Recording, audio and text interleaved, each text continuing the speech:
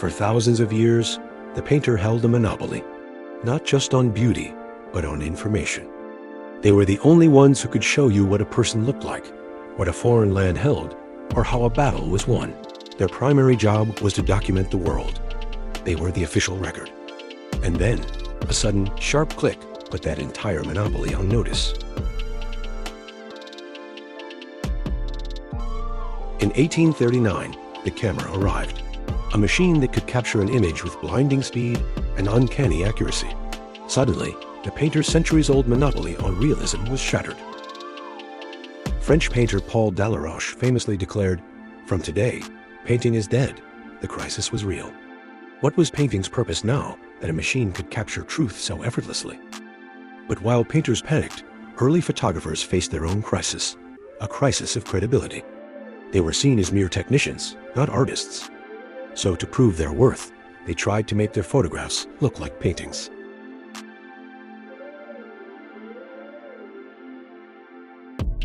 In a movement called Pictorialism, photographers like Alfred Stieglitz used soft focus, manipulated prints, and composed moody, atmospheric scenes.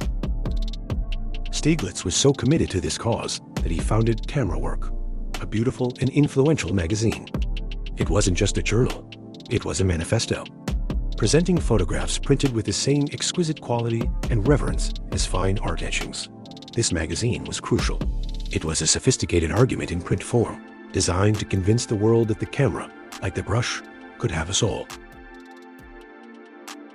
But while photographers were looking to the past, painters were staring at this new invention and seeing the future. They began using it as an indispensable private assistant. The French master Eugène Delacroix used photographs as perfect, tireless models for anatomical accuracy in paintings like his Odalisque. Delacroix also famously collaborated with photographer Eugène Duhamp, commissioning him to take a series of nude studies for the painter's reference. Similarly, the American realist Thomas Eakins used his own photographs to compose major works like The Swimming Hole, capturing authentic poses a live model could never hold. Photography could also see what the human eye could not. Eadweard Muybridge's motion studies revealed the true mechanics of movement, providing the visual DNA for avant-garde masterpieces like Marcel Duchamp's Nude Descending a Staircase, a painting that is essentially a stop-motion sequence on a single canvas. This is the climax of the story. This is where painting, backed into a corner by the camera, didn't die. It was reborn. With photography now the undisputed king of what it looks like, painting was finally free to ask a much more interesting question. What does it feel like? This liberation exploded across Europe. Henri Matisse and the Fauves used color not to describe the world, but to express their feelings about it. Why paint a face a dull, realistic peach when you could use bold, emotional strokes of red and green? The camera could capture her likeness, but only the painter could capture his sensation of her. Then, Pablo Picasso and the Cubists took it further. They realized a photograph is a lie of an instant. It only shows one perspective at one moment.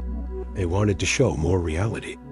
They shattered the canvas into fragments to show a person from the front, the side, and the back, all at the same time, capturing memory and experience, not just a fleeting glance. Finally, artists like Wassily Kandinsky took the last logical step. He asked, why does painting need a subject at all? He believed that colors and forms alone could communicate deep spiritual and emotional truths, just like a symphony of music. This was pure abstraction. Painting was no longer a window to the world. It had become a portal into the artist's mind. And this entire revolution could only have happened because the camera set it free. Later, artists used the photograph itself as their subject. Gerhard Richter blurred painted copies of photos to explore memory. Andy Warhol appropriated celebrity photos to critique mass media. But perhaps the most visceral use came from Francis Bacon. His studio floor was littered with crumpled photographs he used not as references, but as violent muses. His terrifying, Screaming Pope series was born from a collision of two images: a classical portrait of Pope Innocent X and a film still of a screaming nurse. For Bacon, photography was a trigger for revealing a brutal psychological truth.